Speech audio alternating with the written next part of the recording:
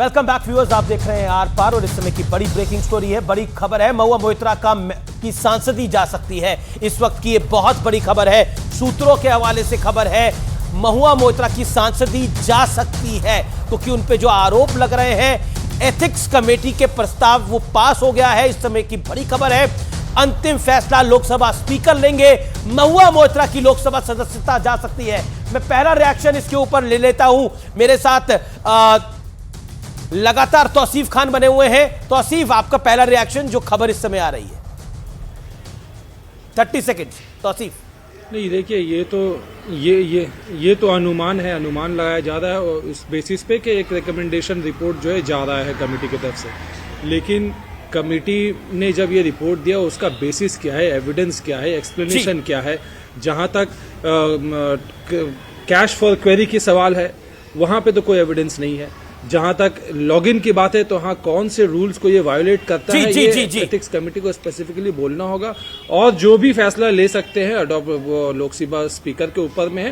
ये चैलेंज, इस ऑर्डर को चैलेंज भी किया जा सकता है और फिर एक नया बैटल पब्लिक के कोर्ट में लड़ा जाएगा। जो महुआ मोइत्रा ने खुद इंडिकेट कर दिया कि वो बाउ डाउन नहीं करेंगे, आप उनको डरा नहीं सकते अदानी के खिलाफ सवाल उठने से। वो अपना लड़ाई ठीक है, okay Shahzad 30 second sharp reply.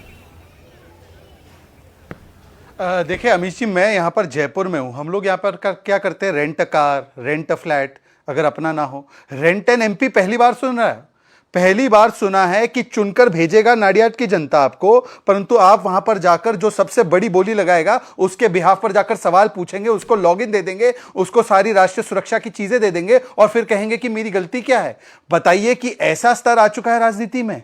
और दूसरी बात देखिए, अभी आचार्य जी ने कहा कि ये आरोप लगाने वाले जो है छवि बिगाड़ते हैं। आचार्य जी, एक ही सवाल है, आपके पैरों में बैठकर मैं सवाल पूछ रहा हूं। ये सचिन पायलट जी जब आरोप लगाते थे पेपर लीक के बारे में, तो क्या वो किसी की छवि बिगाड़ रहे थे? और एक स्वामी जी ने ट्वीट किया था, लूट खसूट की सरकार है।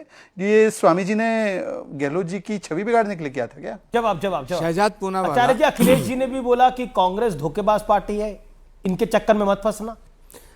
देखिए अमीश देवगन जी, कांग्रेस किसी को धोखा नहीं देती है, कांग्रेस हमेशा धोखा खाती है। कांग्रेस ने हमेशा धोखा खाया है।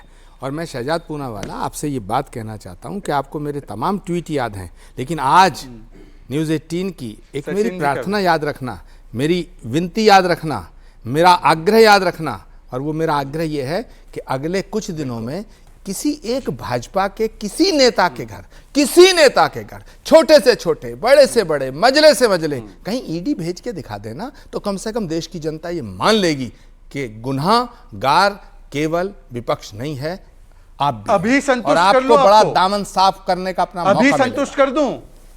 नहीं, अभी क्यों? आगे भेजना ना, अभी संतुष्ट आगे भेजना जी। अरे और जहां तक रहा महुआ मोइत्रा की सदस्यता का सवाल, अमीश देवगन, मैं एक बात साफ कर देना चाहता हूं, मैं टीएमसी में नहीं हूं, मैं टीएमसी में नहीं हूं, मैं टीएमसी का, मैं टीएमसी में नहीं हूं, मैं कभी महुआ मोइत्रा से मिला नहीं हूं, महुआ मोइत्रा से मिला नहीं हूं। शहजाद पूनावाला, आप ये कहना चाहते हैं कि महुआ मोइत्रा सवाल पूछने के पैसे लेती थी? अगर आप ये कहना चाहते हैं तो मैं आपको ये बता देना चाहता हूं, आपने तो राहुल गांधी जी की सदस्यता खारिज करा दी थी। महुआ मोइत्रा तो बेचारी बहुत। अभी स्वामी जी ने मुझे कहा कि एक छोटे बड़े मोटे नीचे राहुल गांधी बड़े नेता हैं। किसी भाजपा के नेता भेज देना। ओके शहजाद पूनावाला वो कह रहे हैं महुआ मोइत्रा की सांसदी तो आप खा ही सकते हैं जब आप राहुल गांधी की सांसदी को हटा सकते हैं। और आप क्या आरोप लगा रहे हैं कि महुआ मोइत्रा, आचार्य जी कह रहे हैं कि पैसे लेती थी सवाल पूछने के लिए।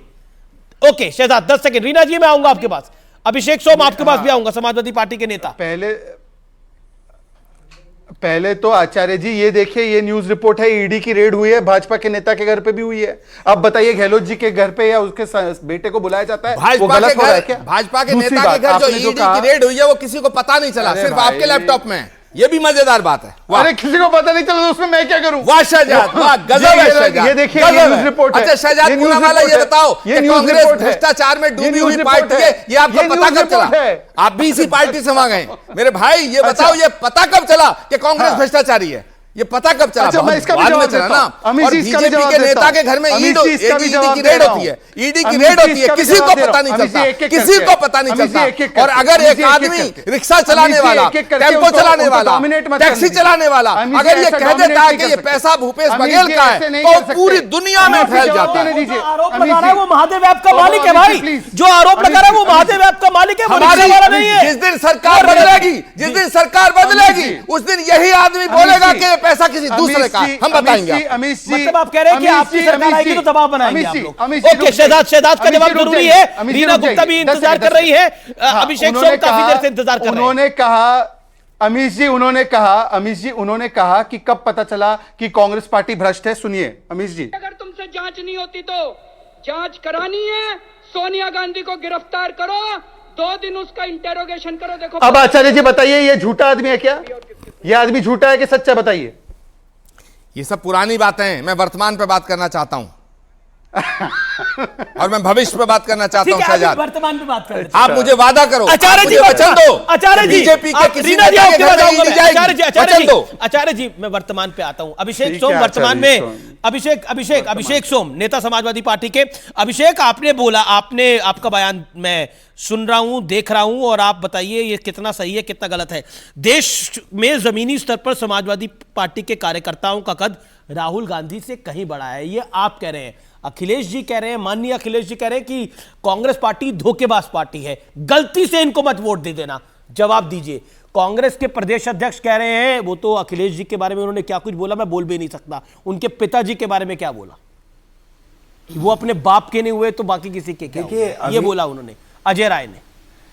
नहीं, देखिए अभी जी जो आपने अभी बोला नेशनल टीवी पर बोला, और मैं इस बात को एक्सेप्ट करता हूं कि राहुल गांधी से बड़ा कद समाजवादी पार्टी के कार्यकर्ता का है, हर एक कार्यकर्ता का, क्योंकि वो जमीनी स्तर पर लड़ाई लड़ता है।